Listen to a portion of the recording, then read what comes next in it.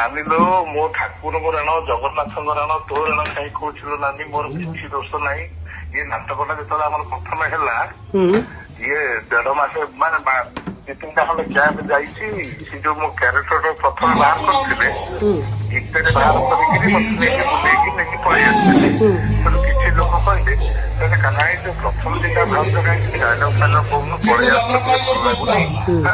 ତେଣୁ ଲୁହ ମୋର ଆମର ଯୋଉ ଶିବାନୀରେ ହେଇନଥିଲା ସେ ନାଟକରେ ଯେମିତି ଭାରି ଡାଇଲଗ ଫାଇଲଗ ସବୁ କହୁଥିଲୁ ସବୁଆଡେ ଦୁର୍ଯ୍ୟୋଧନ ଶକୁନି ଚାଲ ମାନେ ଥିଲା। ନାଇଁ ମୁଁ ସବୁ କଥା କାହ୍ନା ସବୁ କଥା ନାନୀଲୋ ମୋ ମା ଭଳିଆ ତୁ ମୋ କଥା ଟିକେ ବୁଝିଲ ନାନୀ। ମୋ ଧର୍ମ ଦଇ ମୋ 2ଟା ପୁଅ ତାଙ୍କ ରାଣ ଖାଇକିରି କହୁছিল ନାନୀ। ମୋ ମନକୁ ମୁଁ କିଛି କହିନି। ମୋ କଳା ରାଣ ଖାଇ କହୁছিল ନାନୀ। ଆଉ ମୁଁ ଆପଣ ମାନଙ୍କୁ ସମ୍ମାନ ଦିଏ। ଆପଣ ମାନେ ଆଶୀର୍ବାଦ ଦେଲେ ଆମେ ଆଗକୁ ଯାଉ। ଯାହା କଲେ ଭଗବାନ ତତେ ମଙ୍ଗଳ କରନ୍ତୁ। ଆଉ ଦିନେ ହିଞ୍ଜଡାଙ୍କୁ ଏମିତି କରିବୁ ନାହିଁ। ନାନୀଲୋ ମୋ ପୁଅଙ୍କ ରାଣ ଖାଇ କହୁছিল ନାନୀ। ସାର୍ କଣ ଦୀପକ ସାର୍ ଆଜି ଧୁଆମୁଳା ହେଇଯାଉଛନ୍ତି। ମୁଁ ଗୁରୁ ନିନ୍ଦା କରି ନଷ୍ଟ ଯାଆନ୍ତି।